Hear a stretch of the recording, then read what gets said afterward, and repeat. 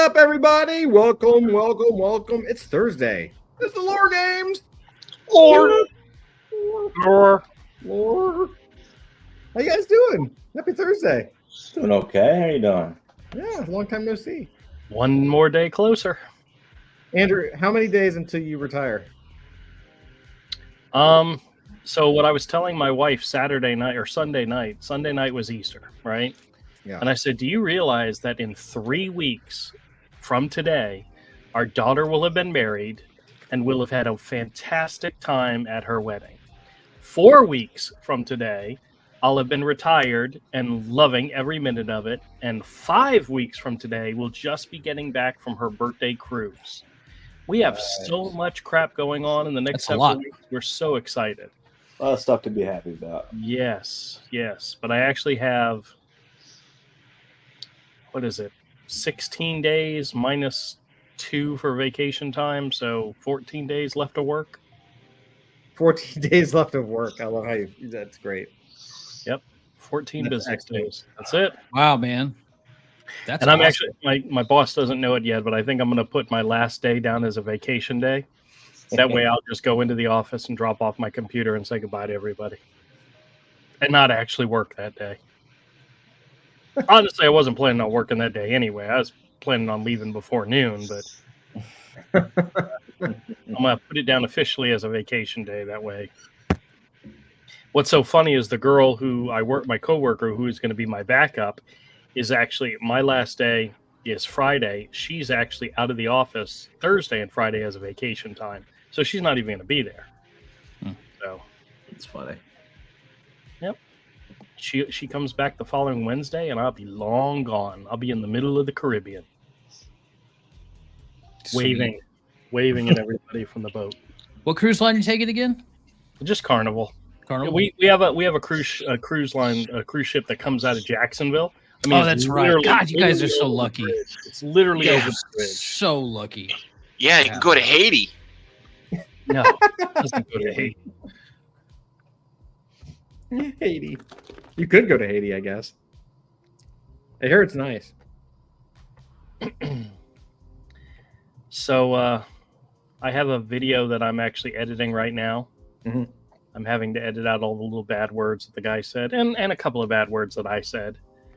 But I have a tendency lately to try to push and see how far I can go. And I pushed this one in a direction that I did not think I would ever do. And it ended up going for 23 minutes. I will literally say something to somebody in order to get them to hang up and to give up. And that was about at the 9-minute mark, and we just kept going and going and going. But I'll tell you guys more about it later. I gotta watch your streams sometime, man. It's on Saturdays though, right? Yeah. What time? 8:00 Eastern time. Yeah, it's tough because I'm always with the family then. We just sit and chat for an hour or so, and literally I read the chat, and it takes a good hour to read all the chats. Last week, I did it in an hour and 11 minutes is when I got caught up with the chat. And I skipped a whole bunch too. And we get some scammers that come in from time to time, and it's a lot of fun. So I have an idea for tonight. Mm-hmm. So, this is Lore Games. Mm-hmm. And hey man, if it turns into a nerd den, that's totally fine. But I wanted to share with you guys. I know Flint will be familiar and Zach will be familiar, but are you guys at all familiar with micro games or like one-page one-shots, RPG one-shots? Doc, you probably know this stuff too. I mean, I've never played it, but I am familiar with it. But before you start, and I don't want to preempt you. Yeah. I have my very first slab comic in this box, and I shit. can't wait to open it, man. Do you want to do it now or do you want to do it tomorrow? You can't do it tomorrow. You got to do it. Can't do it tomorrow, dude. I barely made it like the 3 hours is in here. All right. So if you don't mind, you are solo. We have broken your Andrew, I guess, has broken your Yeah, slab Andrew's tray. definitely done it. This, but there's a couple others though that I was showing off the other night that I think I might go ahead and do since they're in such a great shape. I'm By, pretty. by the way, Avery, Tony came back in and bought some more slabs from me this past weekend Tony, who's from House of Comics. oh Yeah. awesome. Yeah. How's he doing? Good, very good. I'm hoping to see him at the next show he's at because Okay. I'm planning on going. Hold on, let's see. Here you go, Doc. All right, Big reveal. I got an Stop. 8.5. Oh, that's great. Not bad. That's excellent. Well, That's no, the signed book. That's the signed book, right? it's a Yep. gold. Nice. Yeah. Chris nice. Claremont. Oh, very cool. Yeah. They Pretty turned that good. around pretty quick, That's man. Yeah. It says, nothing bad, just 8.5. I mean, I think the book's in pretty damn good shape, but I would have taken a 9. Staples probably. But yeah, man, cool, fucking cool. Fucking Really, awesome, really dude. cool. Now, I feel which- like I've graduated into a whole new realm of nerdism. Which company did that go through? CGC? CGC. Okay. Mhm. Yes. Now, did you actually send it in yourself, or did you buy it from somebody already graded? No. No, he- I brought this to Kansas City Comic Con. Okay. Had Chris Claremont sign it. They had One Stop Shop Comics there, facilitating Yep. everything, and then send it through them. If you, Got it. I was going to say, if you registered and did it online, hmm you can look at grader notes in some cases. That's what I want. online That's what I to want see actually. And what- I did register. I set it all up there. Yeah. Now, So- depending on whether or not they even put graders notes, they could actually mention they might have grader notes telling you what was the reasoning for only giving it an 8.5 instead of a 9 point whatever. I've had ones where I got like a 9.4 and there were no grader notes. Yeah. You know, then I've gotten others that were like a 7, and then I went in there were grader notes like saying stress lines here, stress line, you know, that type of thing. There was one. This wasn't the because I had several I had several copies, well, different covers, but I had a couple dupes of this, and I left the one that I really wanted to bring in the car. This one was still the better of the two that I brought, but I know on one page there was a really hard creased dog-eared corner on there, Yeah. and I imagine that is what probably kept this from being in the 9s. Now you Yeah. met Chris Claremont and had him sign it, and somebody Mhm. viewed it being signed. Yep. Did Yep. Chris Claremont charge you for the signature? Yeah, I paid like wasn't that much. Okay. $15. See, that's not bad. That's not bad at all. He probably Something gets a like that. lot of requests. Maybe Probably no, makes- maybe it was 15 or 30 to be witnessed. Yeah. Okay. Yeah. I think that's what it was. And 15 what was and then 30 what was to be what was the witnessed. turnaround time to get it back? Well, it was like 2 weeks. Very About good. 2 weeks. Very good. That's not bad. Not too bad at all. So I am super, super proud, and now I'm going to ship more off. And I think I'm going to do some of my trading cards too. So Yeah, awesome, there- guys! and it Look at begins. you elevated me to a brand new level. Hooray! That looks cool. They look gorgeous, don't they? They Yeah, man, Yeah. it does feel really, really good and cool. Yeah, it feels awesome. It's Yeah. it's tactile, right? Like it glows, it's reflective, Yeah. it's heavy, it's got a weight to it. Yeah. I actually have a stack of comics next to me that I'm considering sending off for my next submissions, and I'd like to do at least a minimum of 10. And right now I have 16 comics sitting next to me, so I may have to try to wheedle it down, or I'm going to have to do all 16. But I really need to start sending them off regularly again. Now, Doc, did you have another book? Nope, I just only that Oh, one. That was okay. it. Yeah, just did the single one there. I wish that I would have had because I have a couple of those one of the Alien series that he wrote when I was going through my boxes last week, and I wish I would have found that first because I would have loved to have had that one done too. I can't remember the name. It's the one where the chick becomes taken in by the tribe and seen as like a hunter. Yeah, really famous. It's a really famous storyline. But he wrote that too. Isn't that the Aliens Predator? Is it Aliens Predator? Might be Aliens Predator. She was yeah. taken in by the Predators to fight. She was taken in by the Predators, yeah, to fight the aliens. Yeah, she was like a doctor or some researcher. Yeah, and she then was winds up. part of. Yeah, she was the one that at the end of Aliens vs Predator, the first miniseries. She went Mhm. off with the Predators. Yeah. There were Yeah. a couple of Predator series, limited series, where she was part of their hunting group. That's the one I have. Yeah, that yeah, it was good. Chris Claremont wrote. I Yeah. forgot what her name really- was. Can't think of it either right now off the top of my head. Yeah, yeah. But it's really good miniseries. No, I wish I would have found that one too, because I would have taken that. But I know what, I'm super happy. 8.5, good stuff. I know it's that one corner that kept it from bumping up, and that's cool. I'm okay with it. That's always something, but that's awesome. I'm feeling good. Now you need more. I think so. I think right, now so. See, here's the funny thing. I don't know if you can see it from. Let me see if I can raise my Do I need computer up. to, do I need to solo out? Or- No, okay. Oh You my see that? God! Look at Got all one those. shelf I right. see it. That's just my personal ones, and there's Yeah. actually 4 on top and 3 down here that won't fit on the shelf. So Oh gosh. Oh my God! I yeah. have to start a support group. What's so funny is I ended up winning some auctions on eBay, and when I got them, I'm like, you know what? I'm going to keep these for myself, which means some of the ones that I have in the store, which kind of go with it, need to come home because they're going to be part. Because like I got a bunch of, I got like 4 or 5 GI Joe books, and they were all 9.6s, which is not bad at all.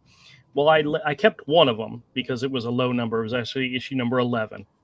And then I took the rest of them to the store, and I've sold a couple of them, but I still have like 2 of them still in the store. Mhm. And I recently was able to purchase a copy of issue number 3 at a 9.6 and an issue number 8 at a 9.6. So now my 6.5 number 3 is going to go to the store, and I'm going to put Go that to the shop. 9.6 on my shelf. Yeah. Well, I know I'm definitely gonna send that like pristine Savage Dragon #1 off because it's just way too good, and probably that Conan one that I yeah. found too from like '83, whichever issue that it was. Probably send those off just because they were both in really good shape. But that's cool, man. But you guys Yeah. want to see the ones I have here in my stack for potential going off? Sure, as long as you don't mind doing it tonight as opposed to a nerd den. I can do it tomorrow night. That's fine. Whatever you want. It's up to you. I don't I may make a Oh yeah, I decision. didn't mean to veer us off track. I just couldn't No, wait. yeah, but yeah, honestly, like I have some like RPG stuff to kind of show you guys, but not. Nobody wants to talk about that. No, we could. What? I want to talk about it. Andrew, just go ahead. It's okay. Eh, No, it's all right. It's all right. no, you're good. Show. How about this? Show a few. All right. Fine. You can't tease. It's hard to tease. Okay. So first one I have in the stack. These are not graded comics. These are all ones I'm going to send in, but it's a matter of priority. Which ones go first? This is a copy of All Star Comics number 58. This one I got as somebody brought it in, and I got it for like super cheap. Turns out it's the first appearance of Power Girl. Oh no Oh. shit. Is in this Cool. issue. Yeah, a 9.4 ungraded is like a $300 book. This is not a 9.4. There's actually a ding in the corner, and it may come back like a 7, but I don't care. This is something that needs to be graded because it's so gorgeous looking. Yeah, the color really pops with the little like 4-color process there. Another one in the background. that's a good one to grade is X-Men number 5. Oh yeah. This is not the first appearance of Omega Red. This is actually his second appearance, but the reason why this one's actually been going up a little bit is it's the first appearance of Maverick was in this issue. Oh right. Yeah. So it's got a little bit of a significance. And honestly, this is a much cooler cover than issue number 4. So It's such a cool fucking cover. That's one of my all-time. That was the cover. I told you about the story about when I saw that cover in real life, right? yeah. I was walking out, just to the other guys. I was walking out of a convention. It was like Sunday, running out. I was walking out, and I saw this guy at a table talking to another guy, and he had a portfolio open, and he was showing the other guys some of these pages, and he was flipping through them, and there were a bunch of Jim Lee pages, and of course I immediately stopped because these, it's very rare to see that stuff in black and white. And that cover was in there, and he got the cover, and I went, oh, like that. I said, I fucking love that cover. And he said, thanks, man. And it turned out it was Scott Williams, and like it was his portfolio. It was like his stuff. And That's like very cool. That's cool. oh my god, so good. Anyway, Next one is Booster Gold #1.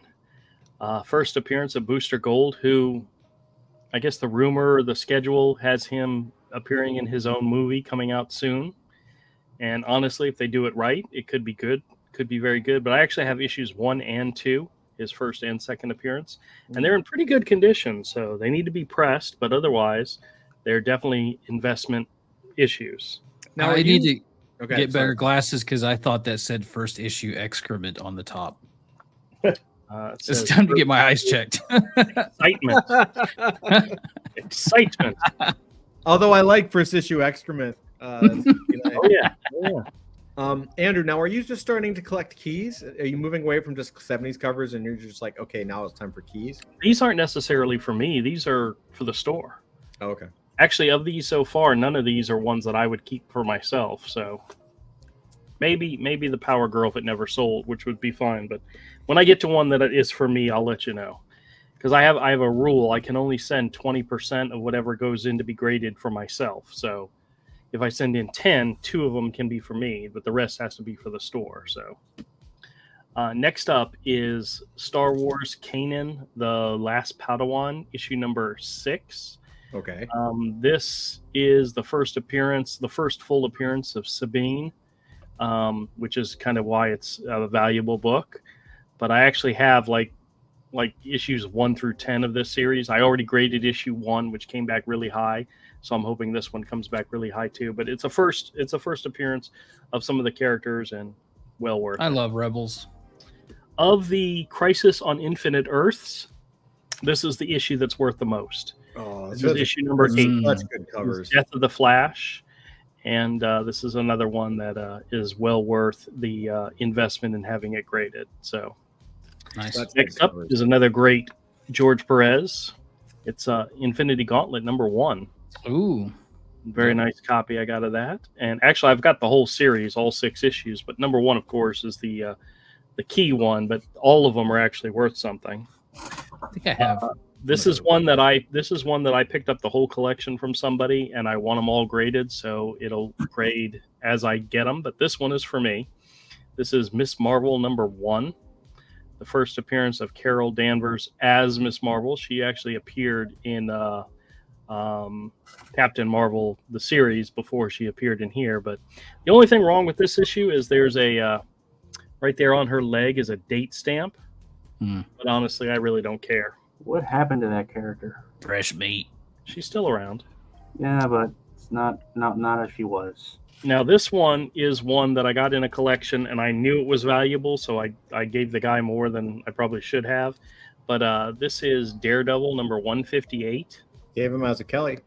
Yeah, this is Frank Miller taking over the title. This was his first issue. Oh, really? Yeah. Oh, wait, that's not David Mazzucchelli's art in there? It's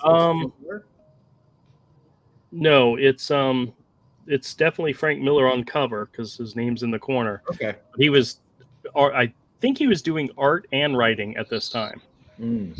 But it's a gorgeous issue. Yeah, that's from his first Daredevil run.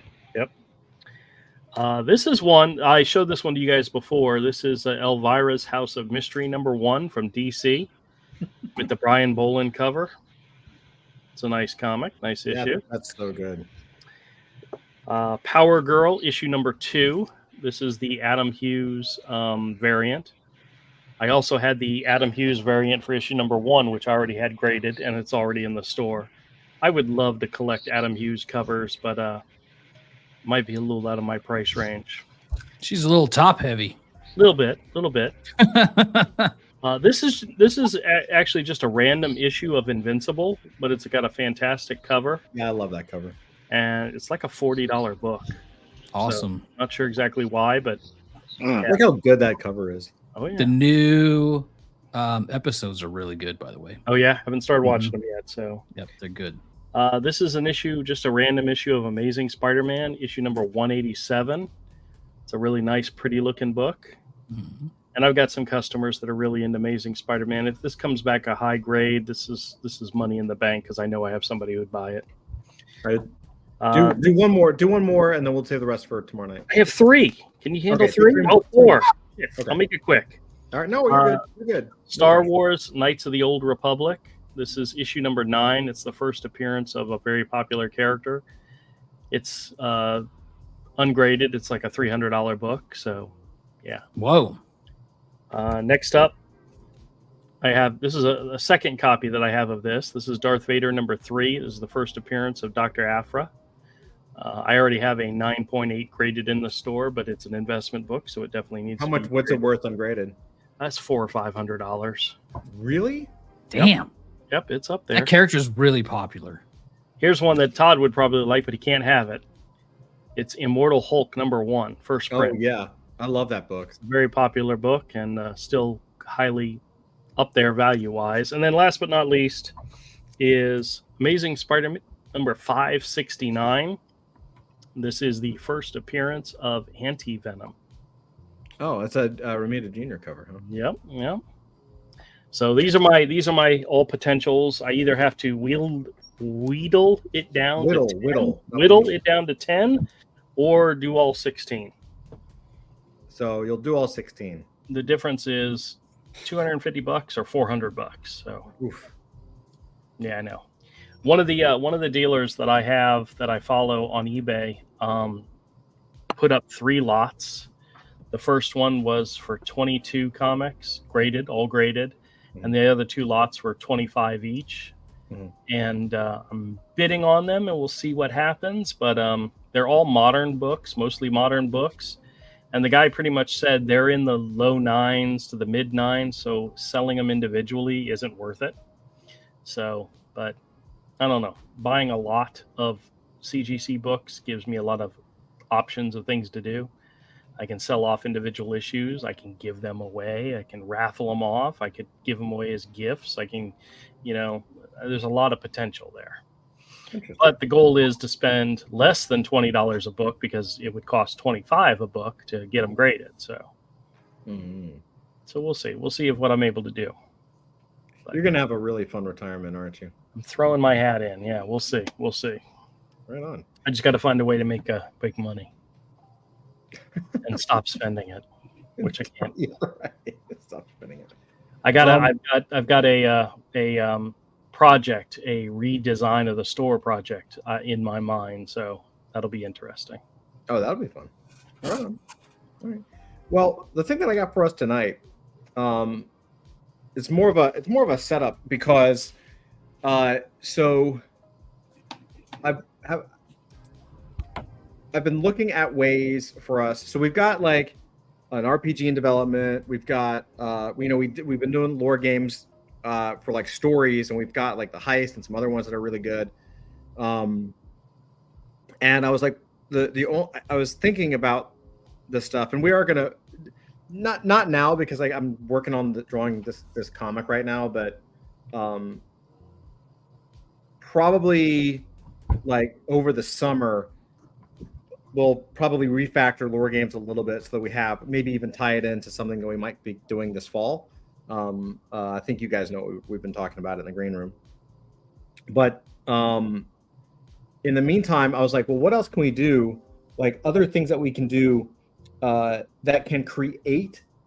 I guess the conundrum was when we're creating books or we're creating stories that could be graphic novels, it's one thing to create the story, but to get it out, at least as a graphic novel, that's like 6 months to a year of work.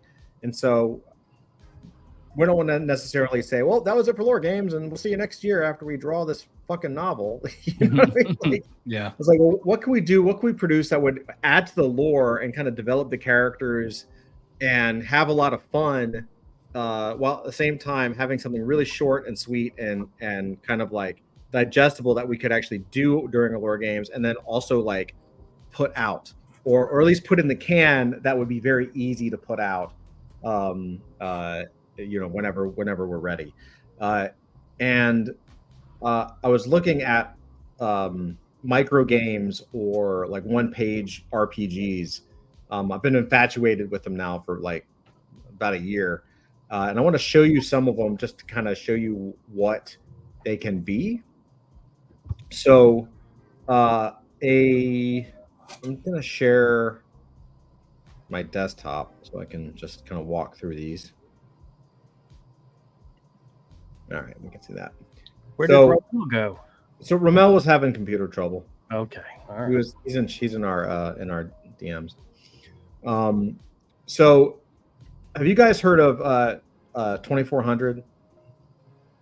I No. want to say yeah.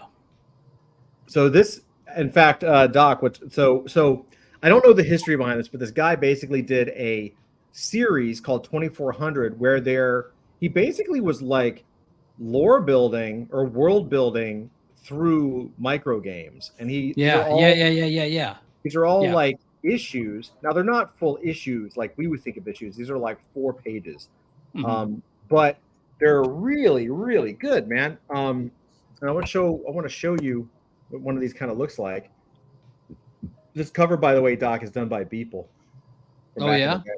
Now, Yeah, now, does this have to do with a video game though? Because there was a video game called 2400, and it I was a bunch don't- of like small games, or they just were called the same thing but like iterated on. I do not know. I don't 100% know the full background of the game. Mm-hmm. All I know is that they called it 2400, and then like he basically launched all these little comic / games, right? And they're all, you can see up here, they're only like 4 pages. So Cool. but some of these are fucking awesome. So he has a heist one. He's got some different things. I'll show you a couple that are pretty funny, or pretty interesting. He's got like the junior hybrid battle cryptids, right? So kind of your Ninja Turtles version. And so what it is if I, oops, let me see if I can zoom in. It will allow me to zoom in. I have to open it. There we go. So when you look on the back here, it tells you exactly what it is. It's like, let's get it bigger here so you can see. They call you urban legends, but the city needs you. The only ones who truly know who you are those you do battle with by your side when you aren't battling each other. After all, their family. So this is GM for the game master. While out in the city, the team sees a situation relevant to their mission. Pick 1 to 2 friends or foes to involve, and what's up. Meanwhile, if players get stuck, introduce a new flash or urgent event. Those are just the GM rules, right? And so everything here is the breakdown situations. Here's some meanwhile or what might be happening. So all you do in these games to really set this up is you roll a d20, right, or whatever it tells you to do, right? You can roll your die, and you basically can create a game on the fly. And what's really cool is that because you have 20 situations here, theoretically you could play this game hundreds of times, if not more, right? Because you have all these different situations. Armed assaults increased near the docks. Armored man leaving a trail of carnage. Banks robbed, no tunnels, just blast marks. Dinosaurs rampaging in the streets. Gangs fighting around 12th and Vance. Police corner humanoid beasts in lab coats. Strange kid fleeing armed pursuers. So you have all these situations that pop up in the city for these characters to go after. What might be happening? And so again, you can roll a d20. Joyriding teens from another dimension. Secret cloning lab breach, hoping to avoid blame. Misguided techie builds would-be superheroes. New crime boss muscling in on fist turf instead of maybe the hand or the foot. You got the fist, right? High school science fair, weather machine glitch. So okay, cool. These are the situations and what might be happening. And then you have friends or foes, and these are just random characters like friend or foe. Catnip, mass burglar, only robs bad guys. Commissioner Sora Sato, tired, distrustful. Detective, doctor, fiery turnip, oddly masked hero or handyman. Right? Lester Dodd. Was that makes like a flaming living- carrot? Fiery Yeah. turnip? Yeah, Totally. okay. Yep. Lester Dodd makes a living as a test subject. The Night Terror, vigilante hero or crazed loner. Shelley Burke, very enthusiastic ufologist. I think we all know one of those. Yeah, for real. So, but like the SOG master, a teen hacker in it for the lulz. But like, so there's your secondary characters, your supporting friend or foe, and then you've got your meanwhile. Again, up here you get your situation relevant to the mission. You pick one or two friends or foes, and then meanwhile, anti-vigilante police task force formed. Blizzard, it's cold as heck and visibility stinks. So these are other things happening, right? Like things that kind of affect the game somehow. Yeah. Right? Marathon runners fill the city streets. Lairdman Islands. Party at East Warehouse, Lairdman Islands.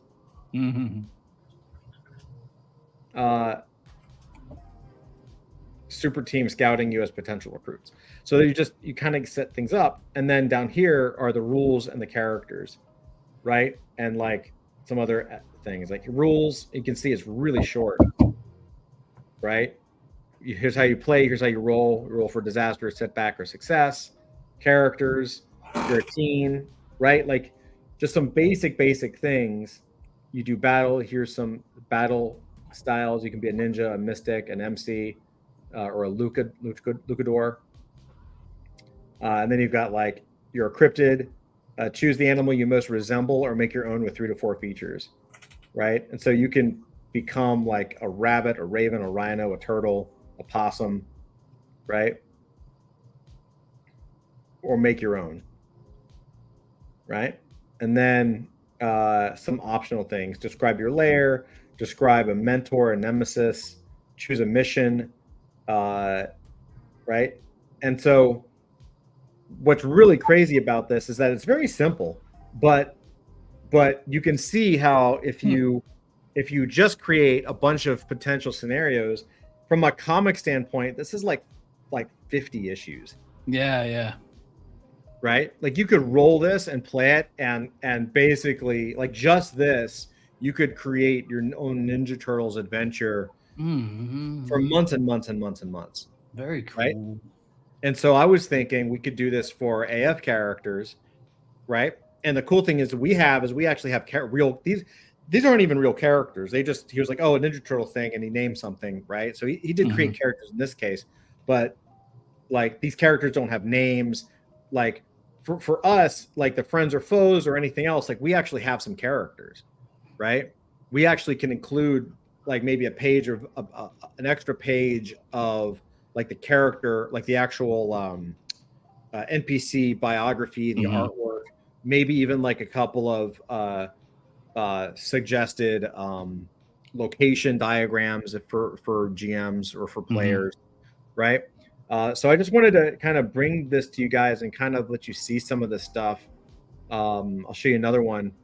This is, let's see, so I'll go to, look at that first one. So Alt, completely different. There's nothing, I don't think there's anything related. Like each one is, in this version, every single thing is self-contained, right? For us, we could connect everything and make it like a universe if we wanted to. Like, I think it's really good world building. So this one is like, you can get anything in Alpha Centauri, even a new body, but with freedom from death and plug and play memories, strange new risks arrive. As an agent of control, that's where you come in. You'll get a new body if you die, maybe even an extra alt skin to slip into as needed, but you better save up if you don't want whatever or whoever they've got just lying around. Right? So you've got contacts, targets, or people of interest, operations, twists, and locations, and then your basic rules, characters, skins, and some details, right? And so each one of these games, it has slightly different like options after rules and characters, right? Very cool. It's pretty cool, right? And then this one, I don't know if this was related. I think this might have been an earlier one. Maybe something that inspired it, but I'm not sure. This is the B Team.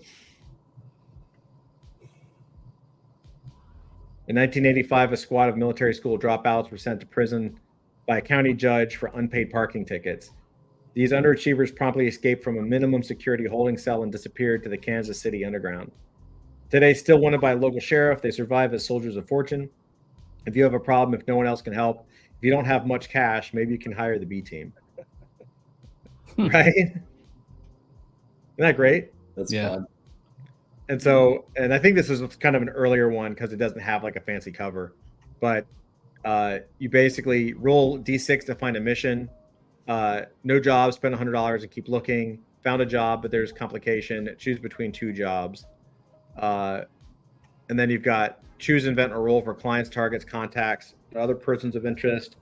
Choose, invent, or roll for missions. Client's coworker disappeared on the job. Suicide, but their friend suspects murder. Ghost or monster scaring away tourists. Right? Choose, invent, or roll for locations. There's complications. And you've got rules, characters, some details like you can nickname and speech and style and fashion. Basic gear, basic vehicles, and then B plots. Candid camera, date night, don't touch that, family therapy. Right. Love that, man. Isn't that cool? Yeah. It's just like playing up on all the tropes. It's exactly what we do when we sit around and That's it. Make shit up. It's throwing up all the tropes. And what's really cool is like, what I really like about it is that you can, we can kind of create enough situations that other people can play and kind of create their own stories as well. Right? yeah. So- Yeah. I mean, that's a good way, even just for. I mean, look, when I started hanging out and I was just not on the stream, you guys were doing one of the earlier iterations of the RPG stuff, and we were just sitting there in the stream, just throwing out weird powers, right? Right. That's a great way for community to build a lore, but you don't have to have this giant thing. You Right. can just say, okay, here's everything. We're going to slap something together, and now you guys can go play it. That's right. And one of the other things for me is, and one of the reasons why I was so attracted to a larger RPG is because if you have something, let's just take the junior hybrid battle cryptids because it's easy conversion to Teenage Mutant Ninja Turtles. Like you have enough scenarios, enough combinations that over time other people can come and report back their games, and maybe that turns into an actual comic book, or maybe that is how some of the issues are chosen. Yeah. Right? Mm-hmm. Like it's one thing for us to come up with things; it's another thing for the audience or the fans to come up with a story, and we're actually just documenting what they played. This Right. is, you know, what I've been trying to kind of do in the background, right? And Yep. in the kind of analogy that I've been using is when you have a GitHub. This is what I've been trying to internally thinking. Like when you have a GitHub, you have your main repository. People branch it, fork it, maybe make a private instance, write some code, push it, and then it gets reviewed for a pull request, and then it gets put in a thing. How do you fork creativity in the same manner?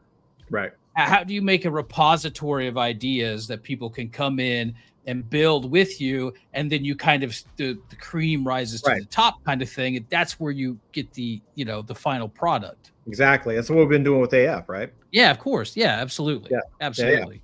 100%. It's. I think that's one of the reasons. Like, I mean, I think that's absolutely like on the same path, right? Like, it's where what I like your analogy of a repo because that makes a lot of sense. But yeah, like this one's really cool. This is like a orbital decay, right?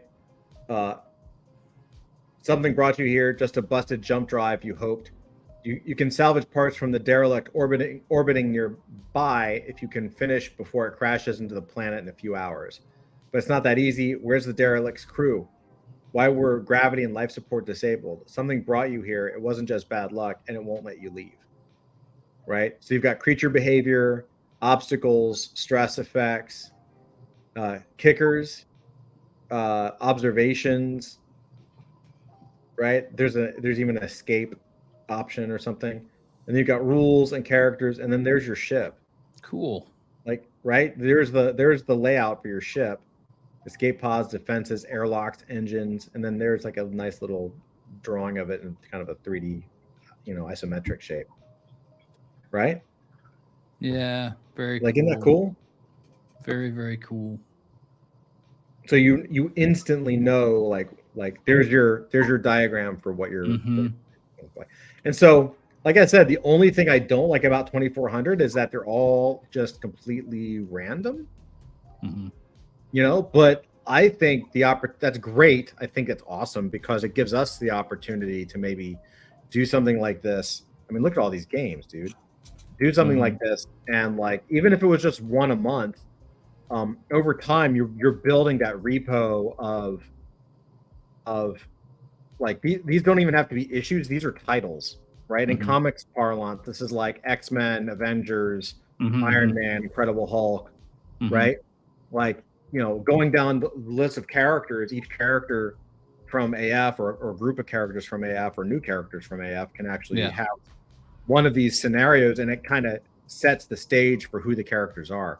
The cryptid ones is really interesting, and maybe even the B team one, because they're kind of one-to-one with episodic or chapter based gameplay, right? Yeah. Does it make sense? Yep. Clint, what do you think, man? Call him out. Yeah. What? Yeah, I think it's pretty cool. Does it sound like something that would be like interesting to do? I think it'd be interesting. And I think it's useful too. Yeah. What do you think, Andrew? I know it's not your forte, but world building through some basic game design. Just sounds like to me it's going to be one of those sessions where we're just all throwing out ideas, like short ideas, like characters and Nothing wrong with that. situations. And yeah, I know that was kind of fun, but somebody's got to put all that crap together. Todd, I nominate you. Yeah, I will. I think we're This done. is the kind of thing. I think the cool thing about this is that it's low stress on our side. We can just like shoot the shit, right? Like we have enough knowledge between the group to come up with like, episodic. Well, I mean, I'll go back to hybrid battle cryptids, like situations, friends or foes, like the tropes of the type of book. Like if we wanted to make an X-Men type of, spread, or then go into, I don't know, aliens or something, whatever it was, like we have enough knowledge to kind of pull that stuff together and kind of come up with the ideas as a group. And then it's really not too much work to put it together in this form, right? But again, I think at this, like right now, I think we can, treat it like putting them in the can. We're like building up a repo of ideas and a repo of things that we can, really simple things that we can release on a semi-regular basis, where people can not just like buy it or collect it or have it, but actually can play it. I think is a pretty fun. I got an idea that's actually kind of topical. Okay. The thought is somebody throw out like a story idea or a story element, and then everybody just throws on different ideas of where it can go and so forth. And of course, you're building characters, plot lines, twists, and all that kind of stuff. But I got an idea for one that we could do that would be topical in the fact that, let's say there is a full solar eclipse going over, what's the name of our city? Hyper Brooklyn. Hyper Brooklyn. There's a eclipse happening over Hyper Brooklyn. Yep. That's the storyline, and everybody That's right. comes up with something that throws out an idea of like all of a sudden the dead rise and zombie rise, or somebody else throws out all the animals start talking, and you get all these different things. But pick a storyline, a vague storyline, and just everybody throw out ideas. But you've got to organize it. You've got to organize it to where we stick with what you need in order. No, I can do that. I think that's what's so cool is like, you can do storyline or you can do character. Like the Junior Hybrid Battle Cryptid is an example of character, whereas something like Cosmic Highway is an actual situation, right? So I like that. Like some can be based on the city because we have so many ideas and so many things that we can do for AF and all this stuff. But like, you know, we also got to be smart about it. Like we can't draw 800 comic books. Like, you know, we're not doing this in our 20s. You know what I'm saying? There's literally not enough time in our lives to draw and create and all this stuff. So I think this is a really good shortcut. Look at like but you know, you can publish something like this. You can like, you know, you got a cover or so you can have like look at Saga World. Yep. They've got all the different artists that are like putting towards the same story. You could do similar stuff with that and cross promotion. Well, that's what I was thinking. Like in the world. Well, that's what I was thinking. Like we have, depending on how deep we wanted to go, and I think the key for this is to go a little deeper than just like these 4 pages, but not so deep that it's like too much work. But we have, like, I'll give you an example. We have, let's say, Junior Hybrid Battle Cryptids. If we wanted to, and I'm not suggesting we do, but if we wanted to, again, we have it wouldn't take much to have the Battle Cryptids have their own like little biography. So in the back you see Leonardo and Raphael, and you have like your little art. Here's your adult fantasy art image and some of the biography pieces, the piece for that. And then like, oh, here's a drawing, kind of like they did for the ship. Oh, here's a drawing of their lair or something, or an option for their lair or whatever. Unless you have like, you know, a D20 for layers, because then that might be too much to draw. But then even things like friends or foes, like these are just like Bryce West, athletic, enigmatic. Oh, here, you can't see it. Bryce West, athletic, enigmatic philanthropist. Catnip, mass burglar, only robs bad guys. Well, that's cool and all. But we've invented a character builder that works really fucking well. And so you could do a roll 20 for friend or foe, and then say, oh, cool. I got I landed on the fiery turnip. And then you flip to the page in this little magazine, this mini comic or whatever you want to call it, it's mini RPG, and there's the fiery turnip, and there's his character bio that was rolled from our character generator. So it's a really fleshed out. It's not just like a one-line thing. It's like because that's fun, and also it's like simplify. So you're talking like there'd be some sort of, well, it could be real or even digital interface. Like, say I bought this, I was a consumer, and I was like, okay, guys, 4 of us are getting together. We're going to play this. Let's punch up some characters. Boom. RNG goes in the background, makes you a little character sheet, and you go, hey, here's the thing you can play now.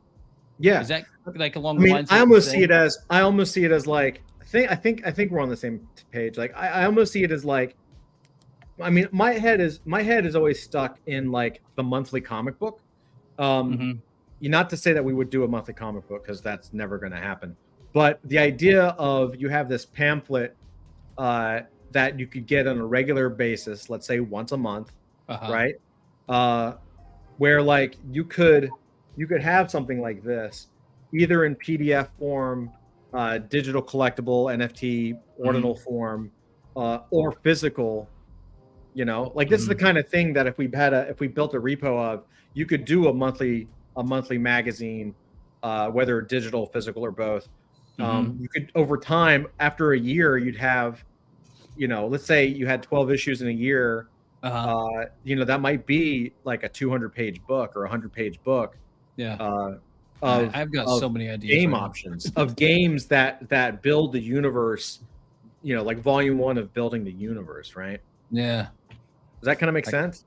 Yeah, no, it does. And I have crazy ideas that are probably off on a wild tangent based off of this about how you can do some art stuff. And like, you know, you're talking about, I mean, it's probably like way too much to start simple, but you know, I get these flash in the pan ideas.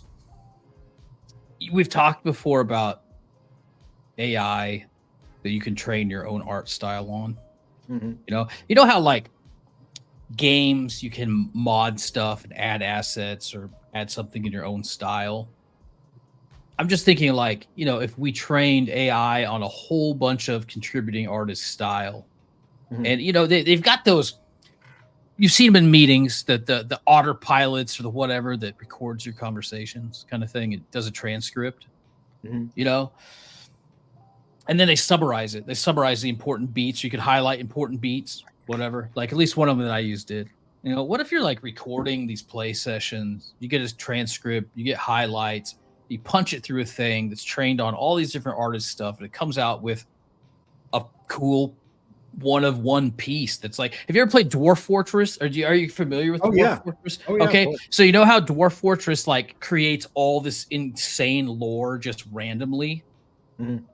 Like you can play it, but what it'll do is create a world, and it'll Yeah, create like it's ridiculous. 10,000 years worth of lore Yeah. and how things changed over time. And that's Yeah. just all like just random arbitrary stuff. But what Right. if you took that and reversed it, and instead of like randomizing the past, you actually take like a transcript of your play session and randomize it against AI? Yeah. That's Or even like offer it to do commission or something weird like that. I mean, like, how we've do you literally how do- we how do we've you- this is what we've been like Flint can back me up on this. We've literally talked about doing exactly what we've been talking about this for months. Yeah.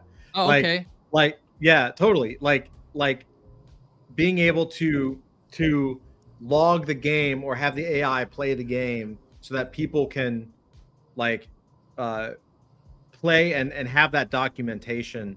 Yeah. And that documentation becomes part of the lore of the universe, right? Yeah. Yeah, totally, dude. Like, how can you take stories, ideas, turn to stories, and then create more art and more assets and more cool stuff and contribute to the whole?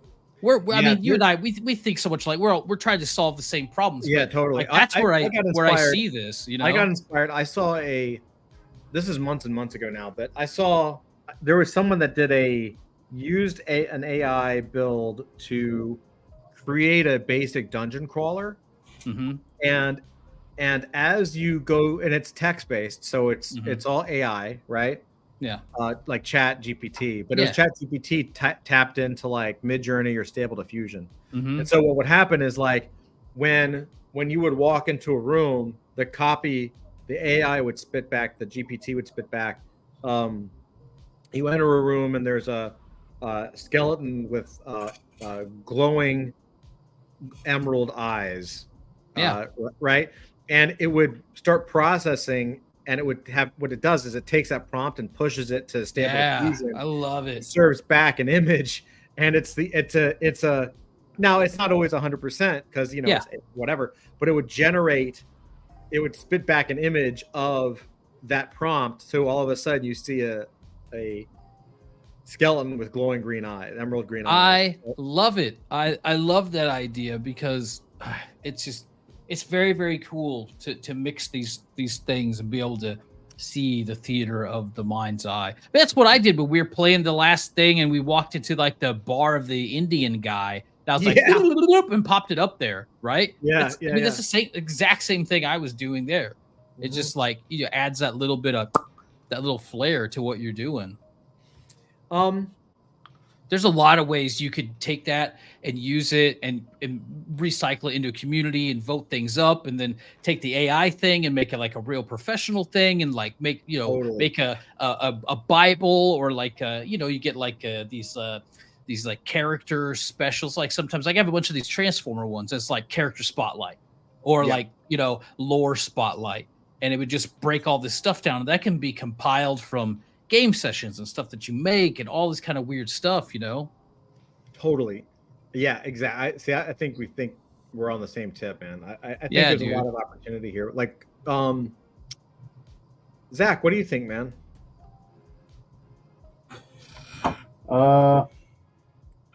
Sounds like a lot of work. Does it? Yeah, well, I don't know. I mean, look, I'm intrigued with the idea of using AI to auto-generate lore Mm-hmm. based on the gaming session. Mm-hmm. If we can set that up, that'll be interesting. We can, in the short term, we can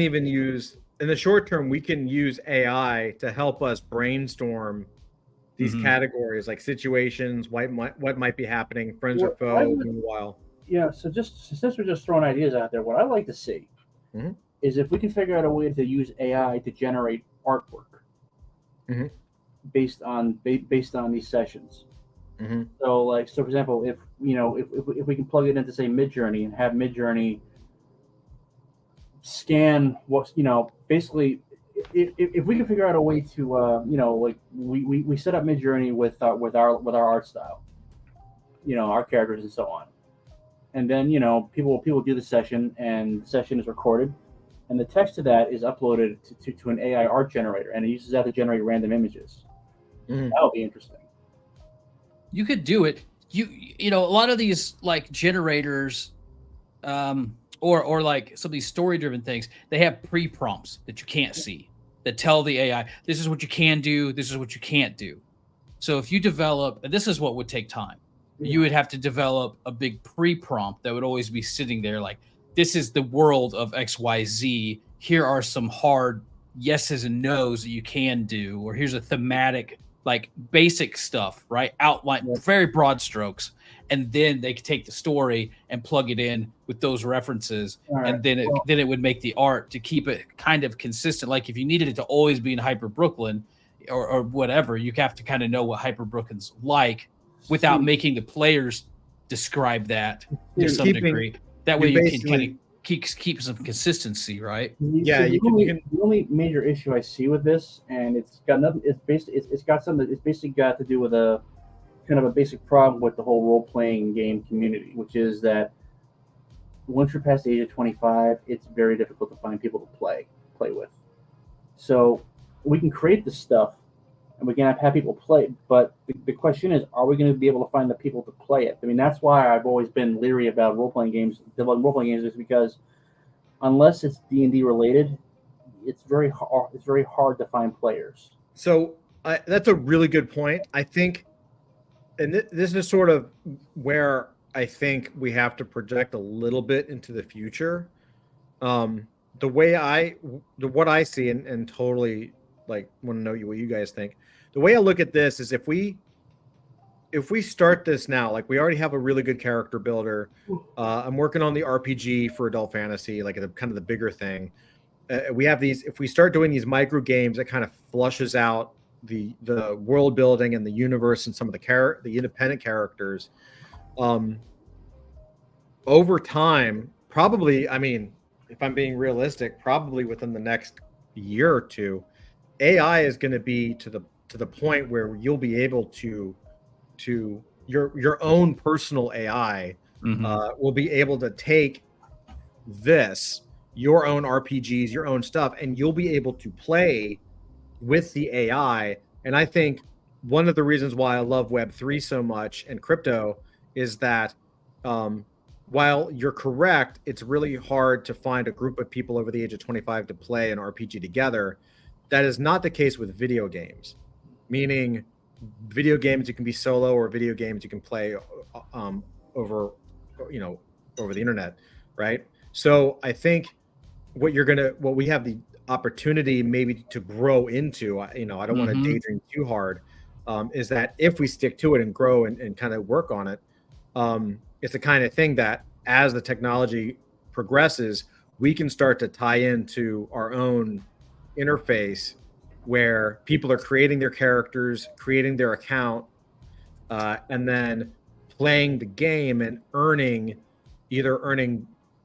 whatever tokens, earning rewards like NFTs or collectibles, earning discounts in the shop or whatever. By playing, they're actually adding to the lore of the universe, right? So you're incentivizing it by either through some kind of reward mechanism or through co-op, play, right? Co-op play. Do you remember? It was one of the it's one of those things where I was like, this is dumb, but actually I kind of get it. During the last run with the NFTs, you could for officially licensed sports replays or something like that, there was some project or product where you could actually say, I own this 15-second clip. Huge. That was the NBA Huge. thing. Yeah. Huge, right? So it's about entertainment. So like what you're saying is, in a couple years, we're going to be able to like take these role playing stories, this theater of the mind, plug it into AI. We're talking about doing like general stuff, like make a pretty picture based on this transcript. In the future, like look at Sora, or look at these other video gen things. You could make a half-hour episode out of your 2-hour role play session, mint it, own it, and it'd be 100% unique, right? Mhm. Sell it, or make copies. People might collect, like, dude, look at all the weird stuff people collect. People want to collect weird stories and weird ideas. If I can sit there and be entertained for a half hour on some insane AI thing that like there's just like one copy of, Mhm. I would collect that, maybe, right? Right. I would collect that. Like, these guys came up with a cool story, and here it is, and I can watch it and view it, and I think it's funny. Well, yeah, but there is one issue there I see.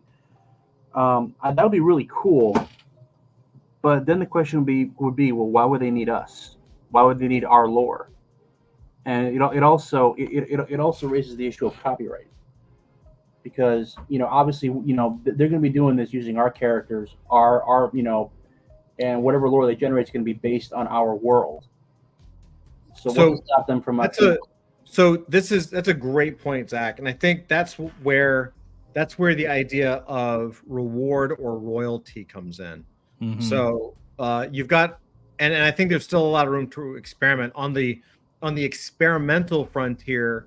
That this is where DAOs live, because everyone's basically working and doing bounties and getting paid the native coin of whatever the DAO is, and that's the payment, right?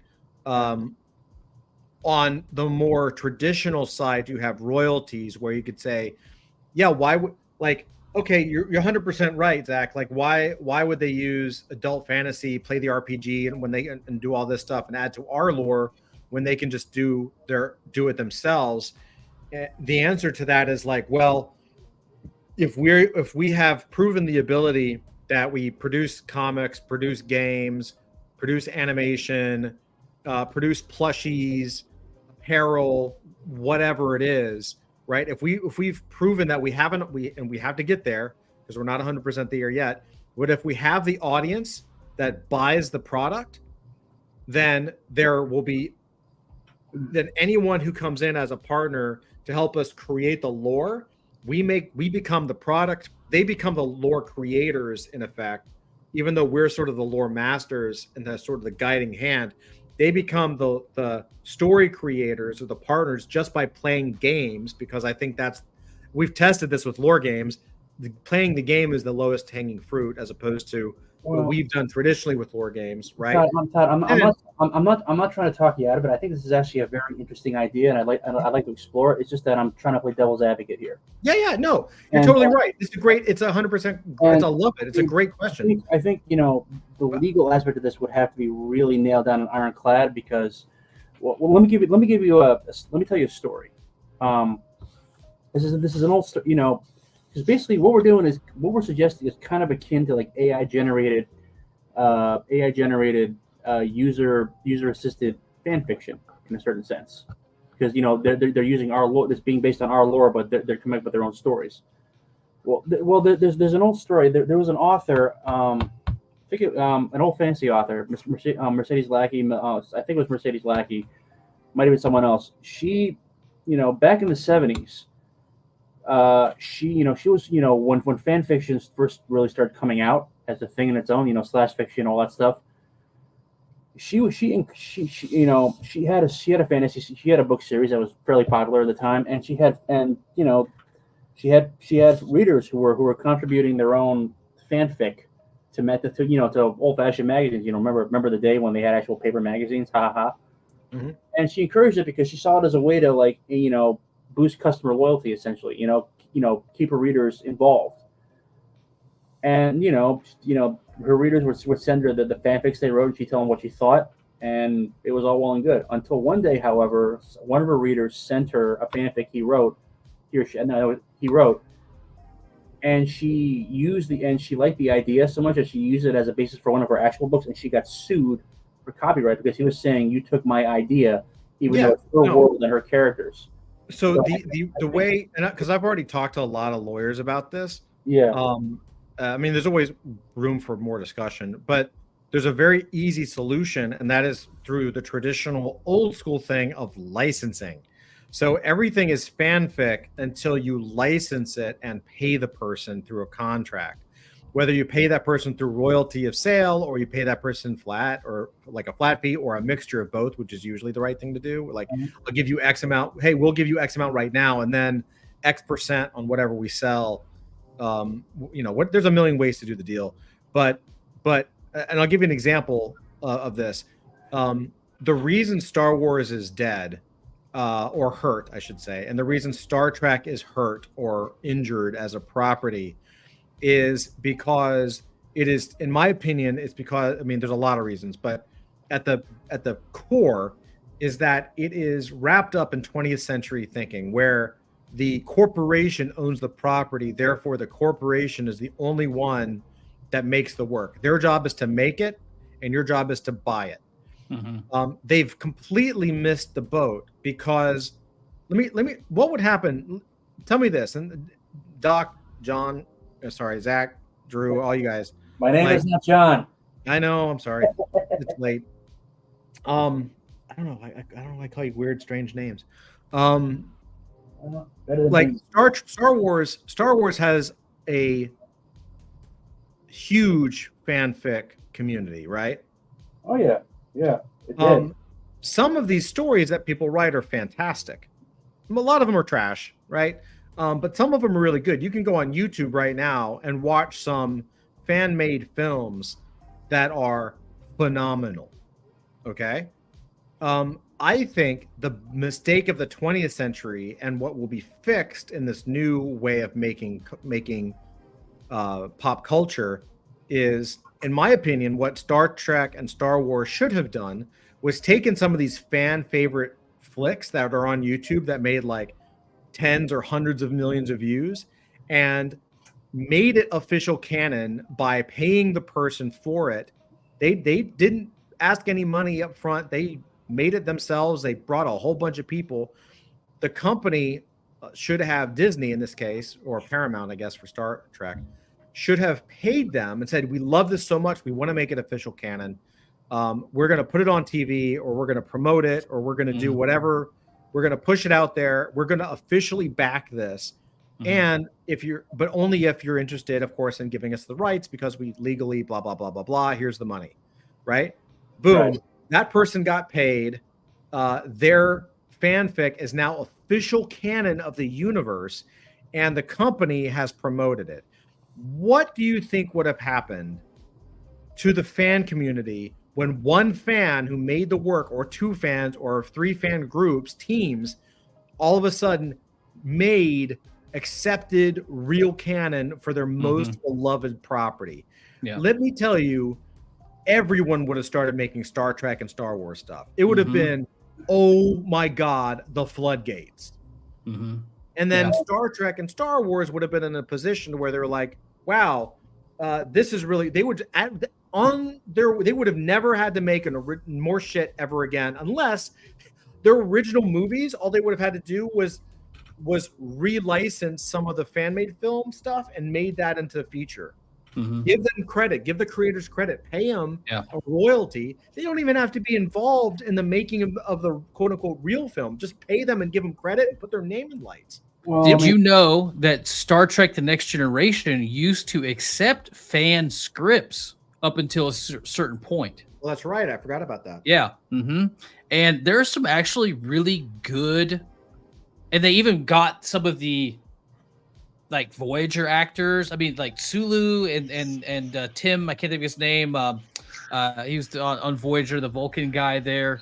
The Doctor's been on several, maybe sometimes in their like original characters or descendants of or whatever. There's been some really good fan fictions made.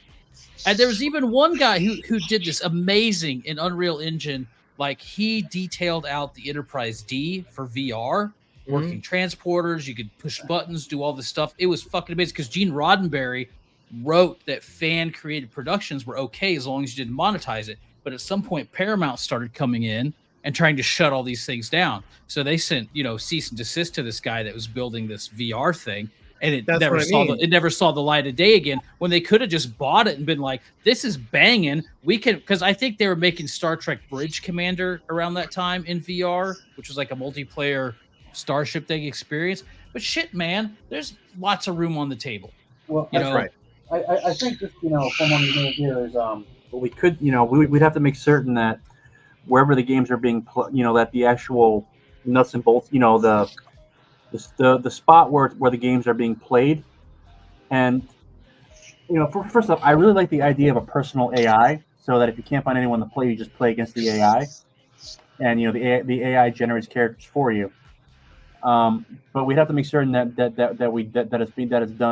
done in a central hub that we control. Well, first off, that way, if we see stuff we like, we don't have to chase the guy down. We can just reach out to him via the service. But yeah, I mean, look, I mean, if we can figure out a way to do this without getting sued by anybody, I think it could be revolutionary. But that's also why I think we start at the beginning, which is just creating little RPGs. Hey, didn't Lucas hire those troopers guys? Probably. Oh, I think he did. Yeah, they did. Yeah.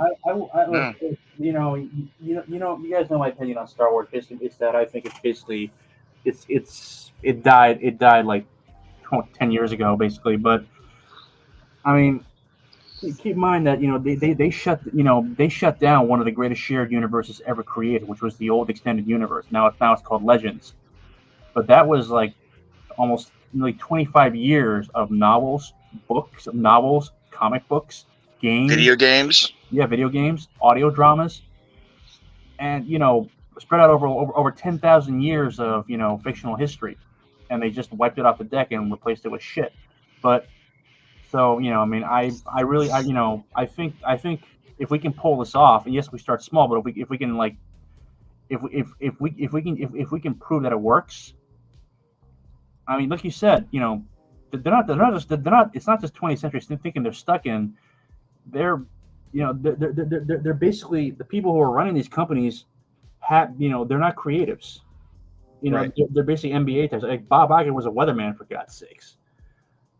But they don't, so they're basically MBAs. They didn't create this stuff. They're basically middle managers who basically inherited a fortune and have no idea what to do with it. And never mind all the political woke bullshit. The fact is that they're to them it's not story. It's content. It's product. They don't understand the creative process. They don't understand what it is they have. They don't understand who's actually watching it. They're all they care about is just keeping the shareholders happy and being invited to the right parties. For sure.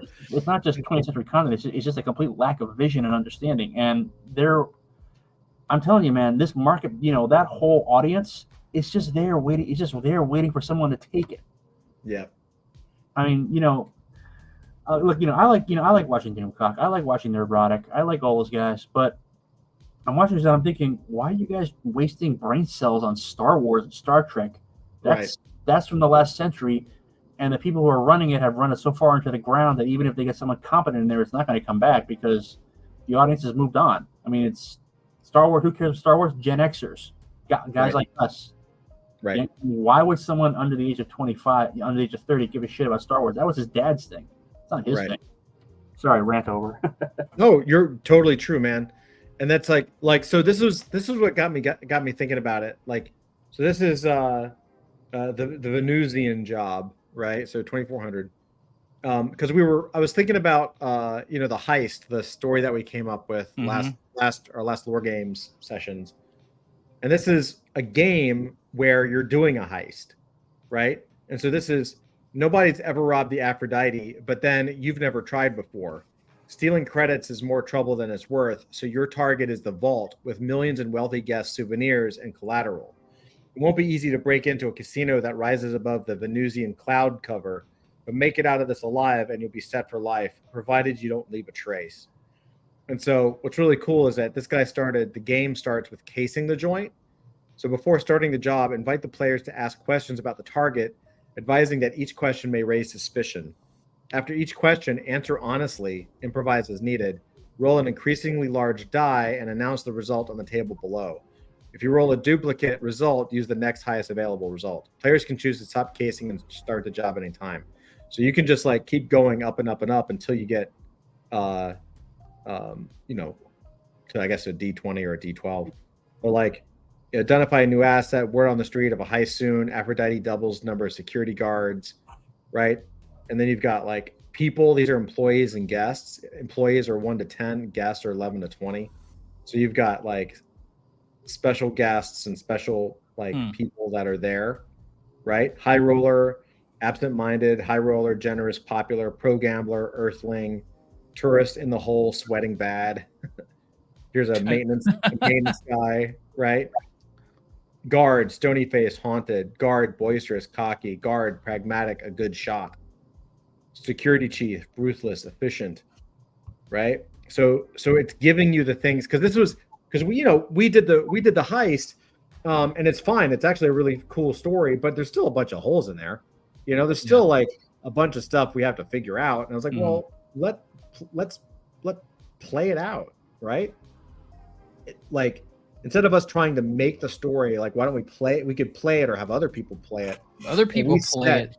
We can set the pieces. We can have the Betty White's apartment, and we can have, Finger Blaster be the guy. We can have all that stuff, right? Yeah. But like, it's a cool way to involve a bigger community. Look, I mean, you can have groups get set up. They can all play the same thing. You can record the outputs and vote on the story that is the best, and then make it. Right. That's exactly what I'm saying.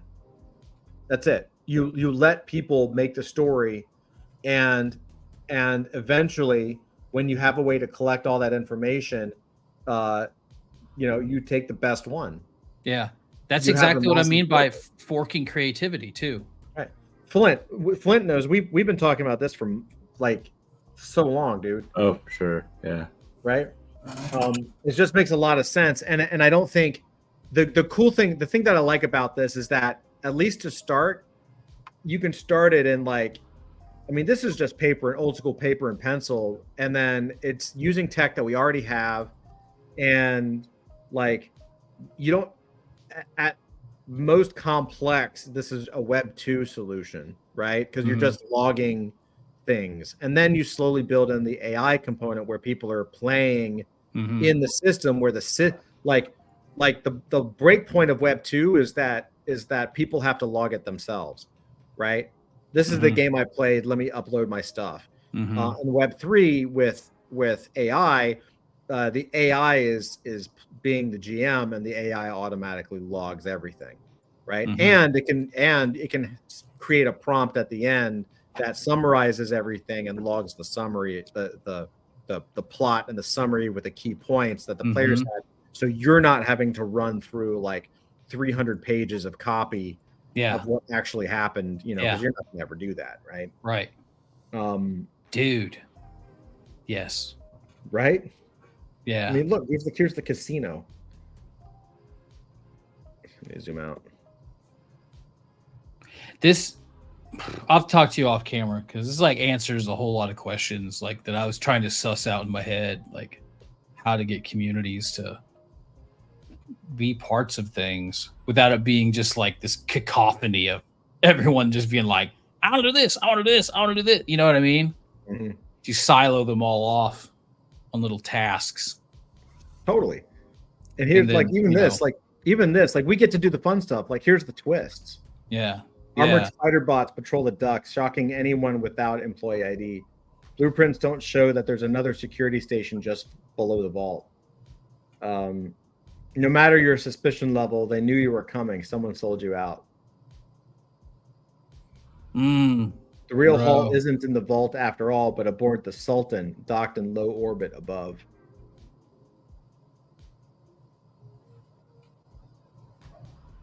Oh, was upgraded. Now requires Addison's handprint or a good Xerox of it. Right. just like so many little opportunities to tell a really cool story, right? Mm-hmm.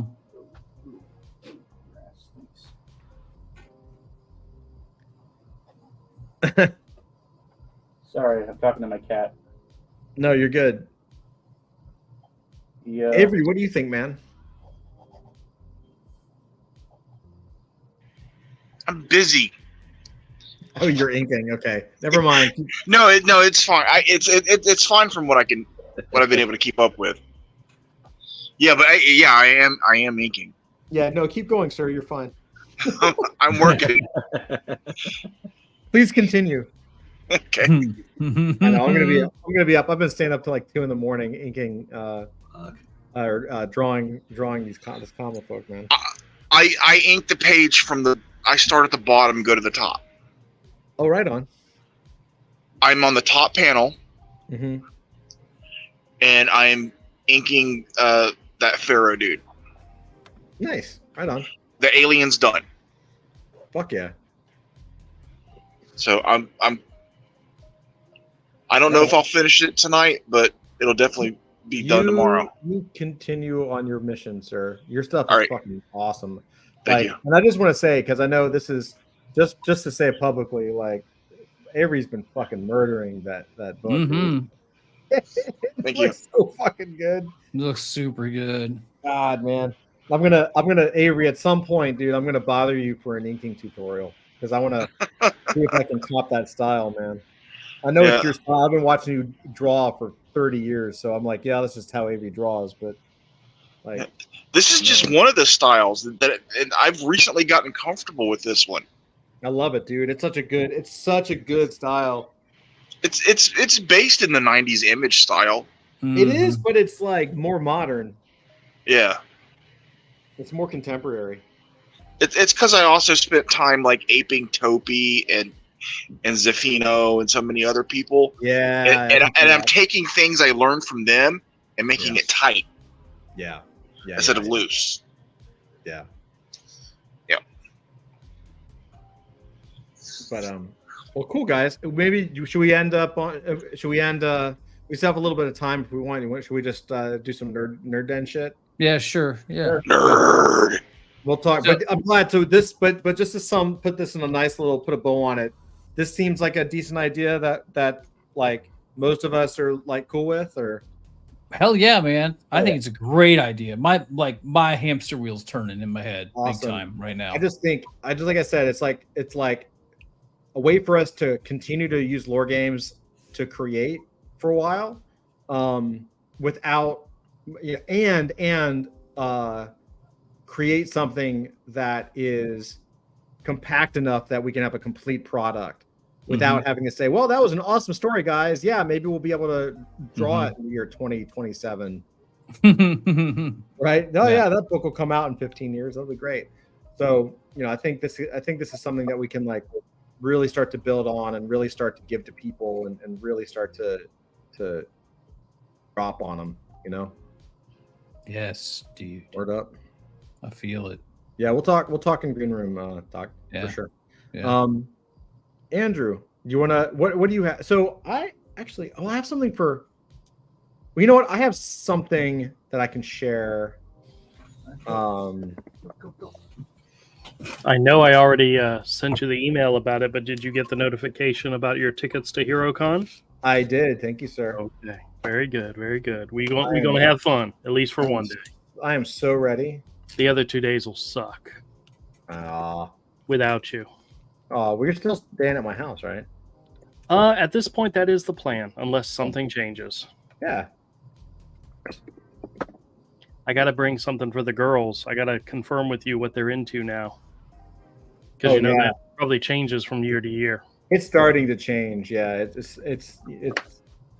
the phases are fascinating to me. Oh yeah. But I was at Sam's the other day, and I was looking through the book section, kids section, and there was a how to draw Minecraft characters book, and I almost grabbed it, but I'm not sure if your oldest is still into Minecraft yet or not.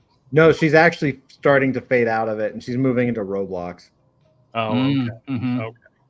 You check this out. This is So I've been following some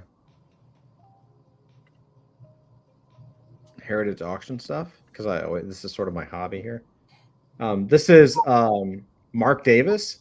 So Mark Davis and his wife Alice Davis. Mark Davis is one of the 9 old men from Disney. So okay. So I'm looking at a lot of that. This is. Did I show you guys that Jerry Siegel 3-page letter on the origin of Superman? It's sold for $220,000. Wow. Which I'm really jealous of. Like, totally worth it, but damn. Action Comics #1, 8.5. Like a pedigree. Like one of the best, like one of the top Action Comics, like quality wise. What do you think it went for? Well, last I saw it was like $3 million or something. Yeah, I think there's only 2 higher, I think, that are in the 9s on Earth. I don't know. That thing made a lot of news, so I'm assuming it got bid up pretty good. So I'm gonna tack another 1.5 on there. So like 4.5. 4.5. Okay. What do you think, Andrew? That sounds comfortable to me. 5. Okay. 5 million. 6 million with the buyer premium. The buyer premium was so high that Heritage got paid $1 million just for selling the book. Damn, we need to Because the make buyer a Heritage. premium is, huh? Wait, so we need to make a Heritage. Right? For real. But yeah, check this out. I was looking at, so these are some, because I'm always looking at stuff. Like this is Alice Davis. So Alice Davis is the wife of Mark Davis. She did this when she was like a little kid, right? This is something that this is from their estate, something that was in their home, like hung in their home. This picture, she did it as a little girl in like the 30s or something. So Alice Davis ended up also working at Disney. She's most known for, she went into fashion. She was the one that created Cinderella's costume.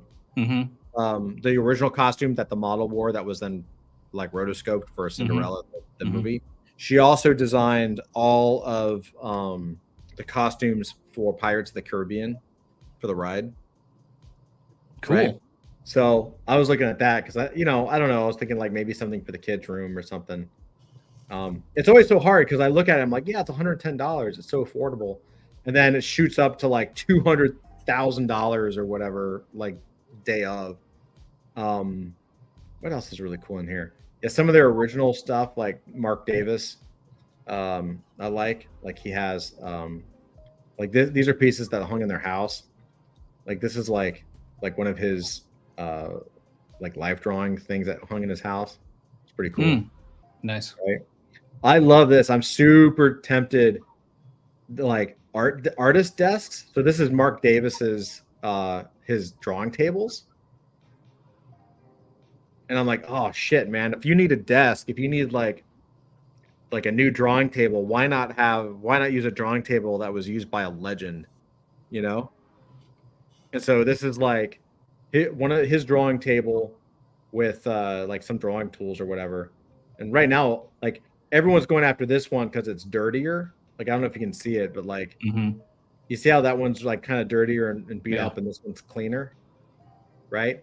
Well, this dirtier one is the one he probably used every single day because it's dirty as shit. And so this one's already up to over $2,000, whereas this one is only at $625. But like, yeah, man, it's pretty awesome. Like I love that kind of shit. And then have you ever seen an animator desk, like an actual animator desk?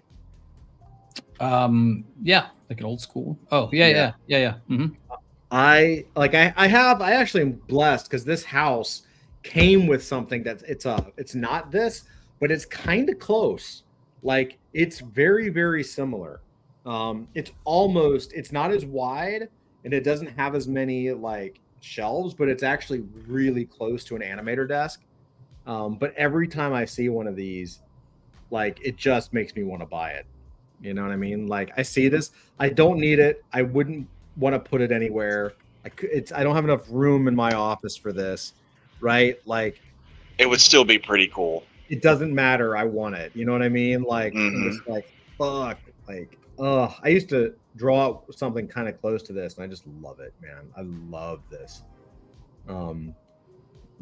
It's just made for artists. Like, those deep shelves, and like these things open up, and there's like rolling shelves inside of there. And this one even comes with a scene stacker. So you get this giant scene stacker. You just put your like original pages in there and stuff, right? Just stack that shit up, dude.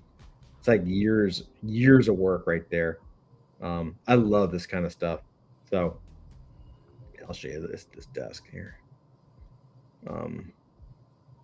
Yeah, like look at that, like all beat up and shit. Right. And Mark Davis again was like a fucking legend. So he was like all the original Disney movies. He was like basically one of the main guys. Right. And so everyone's going after this one because it's obviously his main table. Yeah, that's cool Right. though. Yeah. Jack Kirby's looked very similar. You know, it looked like Jack Kirby's was so dirty it looked like someone set a fire to it. Yeah. Oh, here you go. Black Lotus, most popular, 65,000. It's probably going to go higher than that. A perfect 10. Autograph too. Jesus. I don't know anything about Magic the Gathering. Neither do I. Well, I got something to tell you about that when you're done. That's how I lost $10,000. On Magic the Gathering? Those starter decks they gave away when we first started going to conventions Mm-hmm. Oh, that yeah. were in the loot bags. Yeah. Mine stayed sealed and just in a junk drawer for years. Oh, Then when I found out what it was, it's gone. It probably got thrown out. So that's That's 10 grand. yeah, you're right. I got a bunch of Magic the Gatherings from a garage sale, and some of them are like the white frames on there. I guess they're like some of the first series. I think one of them's like worth $80, but yeah. Yeah. Those unsealed starter packs, bro. Yeah, they're 10 grand. And this is, when Crazy money. Magic first started, no one knew what it was. They were Uh-huh. giving these starter decks away at conventions. Mm-hmm. Yep. I never opened it. I just threw it in a junk drawer. And I don't know what happened to it. Yeah, crazy how that stuff goes. That's why I have 6 sheds. It's like my entire life of weird random stuff. Yeah, and the reason In they're there. worth 10 grand is because there's the possibility that one Yeah. of those is in there. Yep, I know. Hey Todd, speaking of auctions, I've been following one. I've been watching it for a long time on eBay. Mhm. I shared it with you to show it to you. It's one of these things that I would love to own, but the guy's asking way too much. Oh, it's right here. These Oh, are wow. four separate illustrations by Larry Stroman. Oh my gosh. Spider-Man, Venom, Batman, and Scarlet Witch. The Those are guy's awesome. the guy's asking 500 for the lot of them. It's too much. Is too much. But I mean, I would love to own any one of these, They're all gorgeous Stroman pieces, but I'm watching it, see what he does. It's with it. worth $500. Yeah, but I don't have $500 to spend on 4 pieces of art, And they're not even any of the people that he illustrated. Like if it was the X Factor group or maybe even his own what was the name of that comic that he did through Image? Tribe. If it was a Tribe character, I mean maybe, but Or Alien Legion. oh yes, Alien Legion would be awesome. Alien Legion. Oh my I would god. love to find some original Alien Legion pages. But just the way he slaps ink down and how dirty it looks and how awesome it ends up looking, like that Venom, that whole back of his neck, that's just him going with a I'm not sure if it's a Sharpie or what, but he just went and it looks perfect, It does look really good. That Scarlet Witch is dope, dude. Yeah, they're all dope. They're very, very cool. The Batman's kind of weak, but it's definitely a Stroman. These are recent. I don't know if they have any dates on them. These are not 1990s though. No, definitely not 1990s. But yeah, they're pretty cool. But I'm watching it. I'm watching it to see what happens with the auction. See if somebody jumps. He's got $509.99 as the opening offer, and he is accepting make an offer. Mm-hmm. There's part of me that wants to say, "Hey, $200. See what he says." Just do it. What's the harm? They'll say no. Oh no. Well, I did- He says no, man. I did recently do a make an offer on something. Mhm.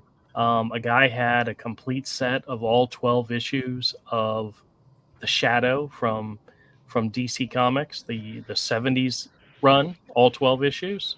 Mhm. And he said it was fine to good. So they're probably a little beat up. But I have a customer who really, really, really wants to read them. And he was asking $69.95 for the whole lot, which still not bad. So I offered him $50. He took 60. So I'm going to make my customer happy. And if my customer doesn't want to keep them or buy them from me, then I may get some of them graded, because those are the ones that have those really great Kahlua covers, and just the whole series looks awesome. They might be worth it just to grade them, just to have them framed, you know. Mm-hmm. So we'll see what happens. Yeah, that's cool, man. Yeah, dude. Sometimes you got me thinking about Larry Stroman now. Has it? I gotta look and see if there are any Larry Stroman.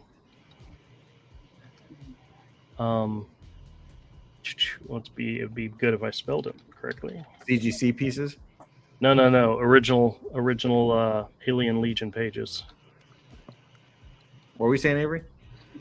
Has anybody seen the current artist for the most recent Elric stuff? The Michael Moorcock Elric comics?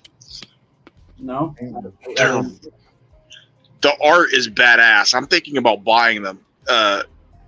The current book's like $25, Oh. and you can buy 4 of the first 4 graphic novels together for like $40 in a slipcase. Is it an original story, or are they just telling the novels over? I don't know. I was just looking at the art and then went to Amazon to look for the books. Yeah, Is it from 2014? It's recent. The 5th book is recent. What are these called? What are they called? Do you know what the? Just go to Amazon and put in Elric. Well, I'm looking Elric, the White Wolf, the Balance Lost, the Vanishing Tower. I'm looking on a comic reading site. It looks like painted stuff. I'll just pick one. The artists are definitely European, I believe, Yeah, and it let's go. looks super good. I'm surprised that given that no one's snatched up Elric yet for like any sort of web series. I mean, they're so hungry for content right now as it is. I could see Amazon doing it, or maybe Apple TV, but of course they'd probably fuck it up. Bane of the Black Sword, Stormbringer. Those are the novels. I wonder why they haven't done anything with it. I'm wondering, because Let me go to Amazon. I mean, maybe more. I mean, I don't think Moorcock's like a Moore. I mean, he definitely would, or maybe he is, and maybe he doesn't want to sell out or anything. But I mean, the fact is, Elric, Michael Moorcock he's like the Frank Zappa of fantasy fiction. That's how I think of him. Not a lot of people have heard of him. The ones who do tend to be other writers. The Necromancer is the current book that I saw stuff on Instagram for, and the guy painting the cover. It's pretty dope. He's still around too. I don't think he's writing though. He might be. I mean, he wrote a lot. He actually inspired me to get started writing. He actually wrote a guide on how to write a full length novel in 3 days. like a 50,000-page novel in about 3 days. Have you ever done that, Zach? I've tried. I cracked after about an hour. After about an hour? Well, look at it this way: the novel I wrote for you guys, the one that's probably never going to see the light of day at this point. No. Oh, no. You don't fucking say that because it absolutely is. We're not doing that shit. Oh God. It's coming out, dude. We're not talking mega. I wrote the first draft of that in about 2.5 months, and that was me like grinding it out every day. Actually, no, it was actually less than that. I mean, that one wrote fast. What I actually did is I've actually got a opened like a LibreOffice on my computer, and I've set it up so that every time I write a typo, it autocorrects, so the words just flow. Nice. But no. He was he was a real hack in the positive sense of the word. I mean, he could really crank them out. I mean, I've tried doing that. I can't. I'm not that disciplined. I mean, I'm actually a really slow writer. And also, I mean, I've tried using AI to write. It doesn't really work for me, just because my writing style. So I'm very persnickety about how the words were supposed to come out. So, yeah. But no. I mean, like I said, I'm surprised that no one's tried to snap that up, because when you look at The Witcher, and that's basically Elric with more muscles. Yeah, I can see that. Yeah, though the writer stole a lot from. Yeah, Andrzej Sapkowski. He has a real love-hate relationship with that particular property. I mean, you know the story about the game, right? Do tell. Oh, all right. Sorry, am I boring you, boys? No. So basically, he sold the rights to whatever company it is. It's a Polish gaming company. Mm-hmm. By that point, The Witcher was it was a pretty big thing in Poland. He sold the rights to Code Red, I think is the name of the company. CG Project Red. Project Red for about $10,000, and he did so thinking that computer games, it's not going to go anywhere. Might as well take the money now. And of course, it turned out to be a massive hit, and he ended up suing them for to get a bigger cut. Ain't that always the way? Yeah, this one's not going to be. I hate this one. It's kind of shitty. It's not going to do anything, and then it's the one that blows off. Dude, Witcher 3 is pretty badass. Well, the thing is, he didn't actually write any of the games anymore. I mean, I think he's as far as he's concerned, the games are their own separate thing. They're not part of the canon, for lack of a better term. I mean, I've tried reading the books. They didn't really work for me, to be honest. I mean, my wife is a huge Witcher fan, and here's the fun fact: she did the official Russian translations for both The Witcher 1 and Witcher 3. That's awesome, dude. Oh, nice. Yeah. There's actually I mean, I tried reading the novels. I couldn't get into them. I mean, I don't know. Maybe there was something in translation in English. But funny fact, the Netflix series is not the first live-action version of The Witcher. There's actually a really, really awful, low-budget Polish fantasy movie called The Hexer. Yep. Which I think you can find it floating around on like Amazon somewhere. Yep, I watched it. It's not very good. No, it's not very good. Although it's probably closer to the lore than what we got. It is. That's what my wife said. It's closer, and maybe the author was somewhat involved with the creation of it. I can't remember.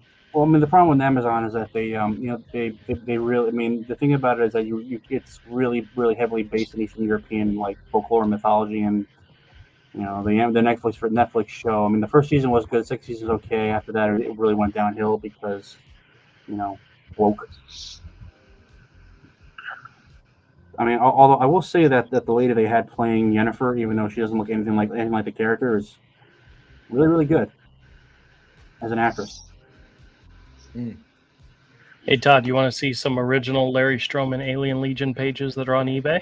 Oh shit! Did you actually find some? Found a whole bunch of them. One of the art dealers that I've dealt with in the past, Anthony's Collectibles, has a Oh, whole I know bunch. Anthony, Of, yeah. Mhm. yeah, he's got a whole bunch from one of the later series, not the original series. Because Larry Stroman did the art in Volume 2, the majority of those issues, and this isn't from that. They were like limited mini series that came after it. Mhm. But this is art from from one of those series, and there's actually some really nice pages in here. But let me share them with you. He's asking anywhere from 125 to 475 a page. Wait, you said 125 to what? 125 to 475. Okay. Wow. Like this one here. That middle panel is dope. Oh yeah, this one's like 175. Yeah. Oh damn! Sorry, I meant to switch screens. I had a whole bunch set up. Let's just do window. All right. Try again. This is the one that's 475. Wow. Wow. It's a nice looking page. Look how good that is. Yeah. Then there's something like this, which doesn't have any characters on it. It's just all Larry Stroman. Look how fucking good. I don't remember Alien Legion looking that good. Oh yeah, it was an awesome series. This is another one where it's just a space scene. But then you have something like this. There's no main characters on it. It's just characters. Yeah. Mhm. Like this one's got Grim. What is his name? Grimrod or something. I don't remember. But he was like their Wolverine. There's another page. That looks. Oh wow. This one's got a lot of action on it, so that's one nice one. He's got a ton of pages, doesn't he? Oh yeah. Way more. Wait, go back. Way more. You're going through too quick. Way more blacks than I remember. Like really nice compositions with black. Oh yeah. Oh yeah.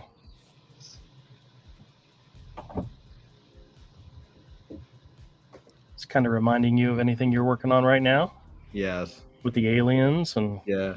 Pretty cool. I like it better. yeah, but you see how he does, like in this panel right here, when you're focusing on the character and you see the character in the foreground, it's like all silhouette, almost all silhouette, Yeah. you know? Makes you focus on this character right here, who's probably the one talking, Mm-hmm. you know? But it's very simple and very basic, you know?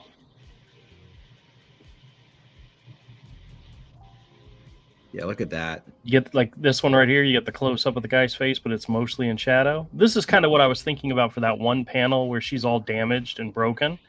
Yeah. Is you get a close up, but it's all in shadow. Yeah. So you don't see everything. You know? Yeah. That's a pretty face right there. How much is this page? 150? That's not bad. That's not bad. This one's got a lot of black in it, but that's a lot of space stuff. That's beautiful. And then here's another page with a lot of characters on it. Jugger Grimrod, that was his name. And this character right here in the front foreground, that's Mako. That's one of the original ones. It's a gorgeous. These are gorgeous, man. Oh yeah, yeah. Not too bad, not too bad.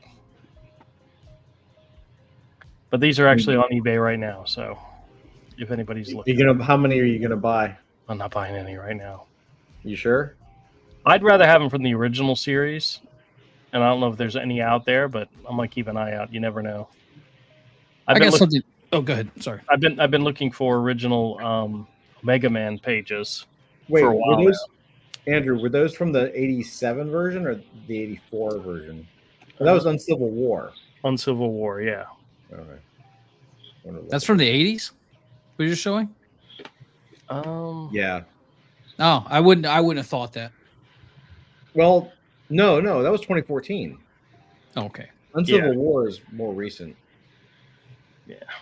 But he's more of a known as a 80s guy. What's this? Yeah. This is just my daughter had an art show for college thing. She's not even in art class. I think she's like art appreciation. Anyways, they did an installation. She got honorable mention for this. This is not the American flag. This is a commentary on Russia, right? So That's and then also like another Russian thing. This is like the canine constellation watching over the first dogs that they shot into space.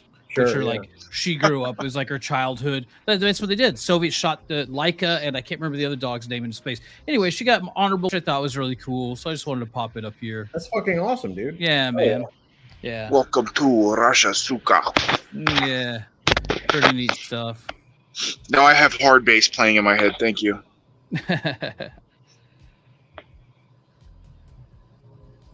Wow, I'm looking at the Strowman on Civil War now. I didn't even know this existed. Russia, Suka. Oh, cool, man. So, Doc, is she gonna kind of keep? I mean, she seems like she's continuing to pursue art. She likes art quite a bit. She just doesn't load herself down with a lot of classes.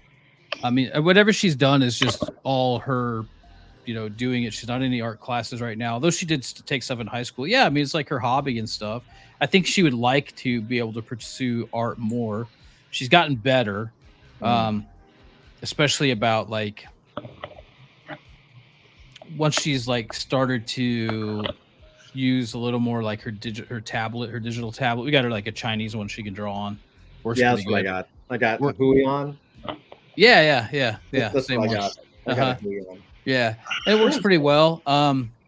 Yeah, I mean, she likes it. She's got a lot of really great creative ideas. She gets bogged down a little bit because I won't talk about it too much on camera. She's got like speech fluency. She's Russia and English. So it takes her a little longer to get through school stuff. But yeah, she's always doing something, man. And I love it. And my little one, she's developing some interesting styles, 6-year-old styles that are pretty cool. Trying That's to so get her, cool. trying to get her drawing some more too.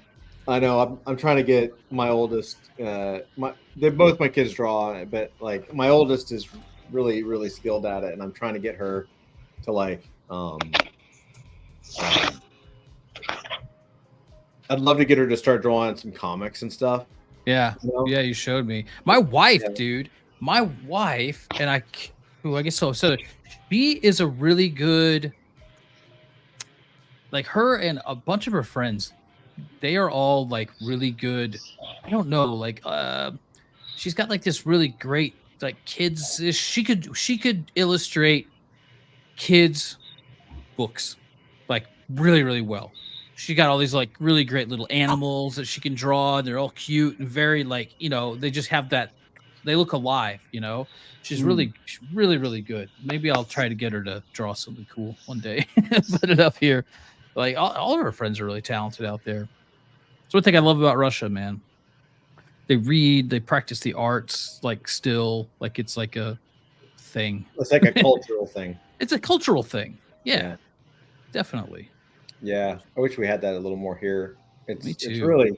it's really surprising. Like I mean, we like Avery and Andrew and Ramel and I grew up surrounded by the arts, but like meeting my wife and like her hometown and kind of knowing how she grew up, like I've learned over time that it was really an anomaly. Like most places in the country have like zero arts. Mhm. Like you have art class, you have like a one art class like once or twice a week at most in your elementary school, let alone high school. Yeah. Right. Yeah. And then there's nothing else. And like you're just that's it. That was your art experience. You Yeah, had one class a week, I'm the same way, man. I was lucky because I live in a tiny town. I was lucky. I was in, I guess, like the gifted class or whatever. So we were going to the local, and the Nelson in Kansas City is a beautiful art gallery. It's got an amazing collection of like everything, especially like modern art and sculpture. Like a lot of beautiful stuff there. So I was exposed to that. But in my town, I was lucky enough to find friends. Like we all, like probably like you guys, we all gravitated together. Two of our friends' parents were artists themselves, which, by the way, speaking of which, my friend's father, who was a really great, he did acrylics and oils. He just passed away the other day. So, rest in peace, Keith. But their family, and oh god, their daughters are all artists. Like we just had that kind of vibe, you know. But it's not there. You're right. It's not there like it should be, Yeah. and Yeah. it's sad. It's a real shame, man. It really is. The It's a real shame. art's not valued like in the way that it used to be. No, 100%. We have a He's- really famous he's- artist from my town too, named Donald Judd. He's this minimalist artist. Donald All he Judd did- is awesome, dude. I yeah, love Donald you so Judd. you know Donald. Yeah. So he's I from know, my yeah, I hometown. know, man. Yeah. Yeah, that's right. Marfa, he's got that whole thing in Marfa, Texas now. Right? Mhm. But, yeah, he's awesome, man. It took a while for his shit to grow on me, but Right. he did. You know? Yeah. Anyway, guys, this has been great. Hey, wait. Do you want to see a really good Larry Stroman drawing and then a really bad one? Okay, for Sure. tomorrow. What was that, Zach? No, I didn't say anything. This is a Spider-Man. Hold on. That's pretty cool. That one looks really cool. Mm-hmm. Oh no! Oh yeah, I've seen that. That's pretty rough. You've seen that one? I've That's never a seen that one. Strowman, really? Yeah. Yeah, Is that a more of a recent one? his health is bad. It doesn't say. But somebody's wanting $250 for it. Jeez. Yeah. AI solves this, guys. AI solves this, I think. Well, Strowman is definitely on my list of I want to have, Mm-hmm. but you guys What? want to go in? You guys want to go in halves or fourths for those 4 Strowmans? 125 a piece. Not right now, sir. Okay, just checking. Not a terrible idea by any stretch. No, if I had money, there's some Polish goodies I would be buying right now that I can't get that are in country right now. Foolish goodies, he says. Well, they're from Poland, Yeah, I get into their goodies, I guess. and I like them. All right, are we wrapping up? We're wrapping up. All right, cool. Looking forward to Friday night. We are. Guys, thank you so much. I'm glad we actually combined it. We had a little bit of a nerd den and we actually did some war game stuff, which is great. So Yay! yay. Anyway, love you all. Take care, God bless. And gonna hit the end stream. And yeah, love you. And see you tomorrow at Nerd Den.